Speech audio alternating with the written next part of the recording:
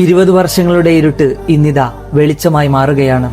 ഒരു ഉമ്മയുടെ കണ്ണീരിൽ തുടങ്ങി ഒരു നാടിന്റെ സ്നേഹത്തിൽ അവസാനിക്കുന്ന കഥ. The real Kerala story. ത്യാഗസമർപ്പണത്തിന്റെ ബലിപെരുന്നാൾ നാളിൽ ആ ഉമ്മയുടെ ജീവിതത്തിലേക്ക് ഏറ്റവും വലിയ പെരുന്നാൾ സമ്മാനമായി ആ മോൻ കടന്നു വരികയാണ്. എനിക്കെന്റെ മോനെ കാണണമെന്നവയുടെ കണ്ണുനീരിന് മുന്നിൽ മലയാളികൾ രാഷ്ട്രീയം നോക്കിയില്ല, മതം നോക്കിയില്ല, സ്നേഹത്തോടെ ഒരുമിച്ച് നിന്നു. കോടികൾ ആവശ്യമായിരുന്നു, പക്ഷേ മലയാളികളുടെ സ്നേഹത്തിന് മുന്നിൽ എന്ത് കോടികൾ.